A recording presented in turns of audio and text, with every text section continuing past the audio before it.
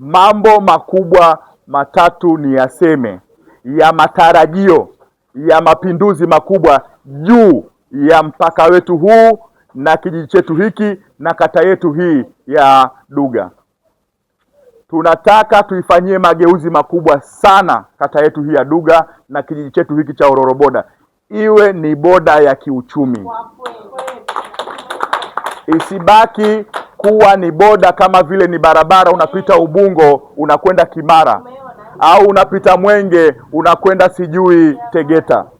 Tunataka iwe ni kituo cha biashara, ni kituo cha uchumi, ni kituo cha vijana na kina mama kufanya shughuli zao na kupata kipato.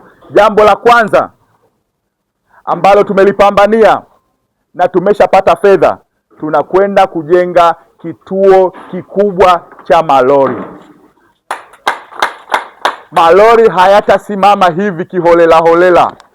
Yatakuwa na kituo kikubwa, kata itakusanya ushuru, kijiji mtapata mapato na mtafanya biashara. Tutakuwa na kituo kikubwa cha malori.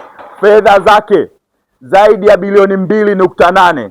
Tumeshapewa awamu ya kwanza bilioni 1. Mradi ukifikia hatua fulani tunamaliziwa tena bilioni 1.8. Hayo ni mapambano nje ya budget ambayo tumeyafanya, na fedha hizo tumeshazipata na tenda imeshatangazwa. Wanaendelea na mchakato ili kukamilisha na mkandarasi aweze kuanza kazi hiyo njema kabisa kutoka kwa Daktari Samia Suluhu Hassan. Jambo la pili tunaloenda kulifanya kwenye kijiji chetu hiki na kata yetu hii ya Duga ili kuleta mapinduzi, tunakwenda kujenga kituo kikubwa cha mabasi katika kituo chetu hiki cha Hororo Boda, ili mabasi yaweze kupaki hapa na kuanza safari za kwenda Dar es Salaam na kuanza safari za kwenda Mwanza, kwenda Dodoma, badala ya kwenda Tanga mjini kuhangaika, huna ndugu, utapeliwe, uibiwe. Safari yako utaianzia hapa Hororo Boda na kuendelea na safari zako. Kama unakwenda Mombasa, kama unakwenda Nairobi, kama unakwenda sijui Kwale, utaanzia safari hapa na kuendelea na safari yako ukiwa umepanda luxury basi kabisa. Huna wasiwasi, umeagana vizuri na ndugu zako, wamekusindikiza mpaka stendi, utaanzia safari hapa. Kazi na utu, kazi na utu.